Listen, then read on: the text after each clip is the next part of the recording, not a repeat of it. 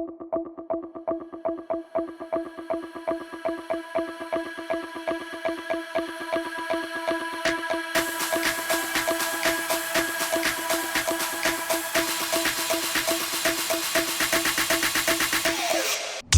секој гол на Македонија на Европското првенство во ракомет, Моцарт донира по 5000 денари во хуманитарни цели.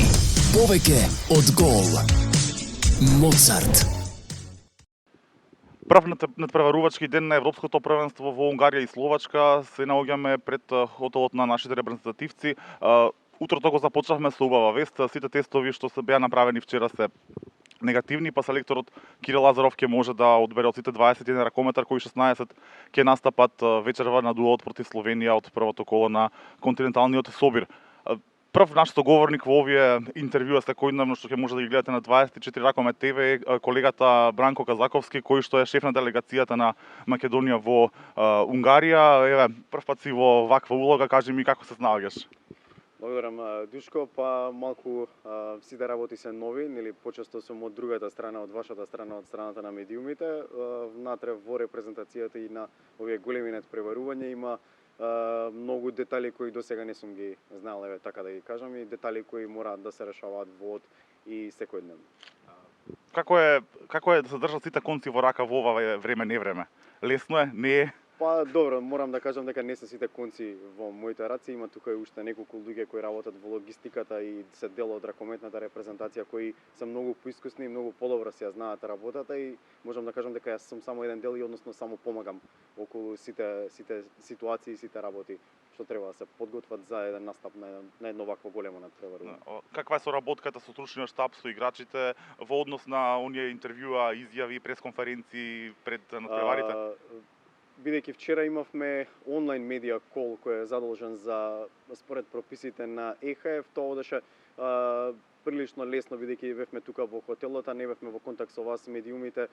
Сето тоа заради оние PCR тестови и сите препораки кои ги има ЕХФ, иако ќе беше многу подобро да бевте вие присутни во живо од салата и да можевте да поставувате прашања. Онлайн пресконференциите не се наидеални кога би зборувал како новинар. Мислам дека соработката со стручниот штаб е безпрекорна. Верувам и ти самиот и сите знаат, Кирил Лазаров и како селектор и како играч секогаш бил достапен до медиумите и до јавноста, секогаш е професионален, лесно се договараме за се, така да се надевам дека ќе имаме успешна соработка и во текот на овој европско првенство, дека ќе имаме пресконференции со многу победи и многу насмевки. Си бил присутен на многу првенства, но во други спортови, мислам дека прв пат си на некој ракометен шампионат. Втор пат. Еве, какво е твоето мислење за организацијата барем во овие неколку дена колку што сте тука? Затоа што имаше нели забелешки од многу репрезентации во однос на сместувањето, во однос на гостите во хотелите. Ги читавме и тие работи во Сегедин беше најголемиот проблем чином. Кај нас не може да се пожалиме до таа мера дека има некои работи како што во Сегедин. Сето тоа тука сме со словенците и со данците во хотелот, други гости мислам дека нема. Организацијата, хотелот, условите се сосема во ред, значи не може да се пожалиме на ништо, храната е исто така одлична. Единствено што може да се пожалиме на дел од организацијата е тоа што тестирањата за COVID-19, односно резултатите доаѓаат малку доцна. Односно вчерашното тестирање, денеска ги добиваме резултатите. Да кажам дека сите се негативни, значи се е во ред. Последните два теста тука во Унгарија се сите негативни, значи одиме со сите сили против словенците. Само тоа е единствена можеби забелешка како дел од организацијата, дека тие тестови мора да бидат објавени многу побрзо. Кои се твоите прогнози еве за нашата репрезентација на ова првенство? Сега те прашувам како новинар, колега, не како шеф на делегација. Како новинар тешко е да одговорам, бидејќи сум сега дел од репрезентацијата и секогаш сум оптимист кога е во прашање наша репрезентација во било кој спорт. Се надевам секогаш на најдоброто. Знам колку е тешко за една наша репрезентација во било кој спорт да стигне до големо надпреварување. Значи самиот пласман на едно европско светско првенство, еве и во ракомет во овој случај е голем успех за мене како спортски новинар, а треба да биде и за јавноста.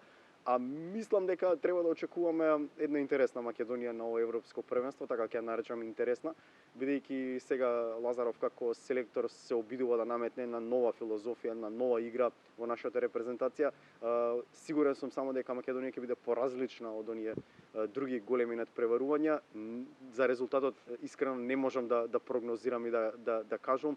Се надевам дека ќе ги победиме словенците и црногорците во првите две кола, зборам идеално сценарио, а во третото коло со Данска, што биде нека биде. За секој гол на Македонија на Европското првенство во ракомет, Моцарт донира по 5000 денари во хуманитарни цели.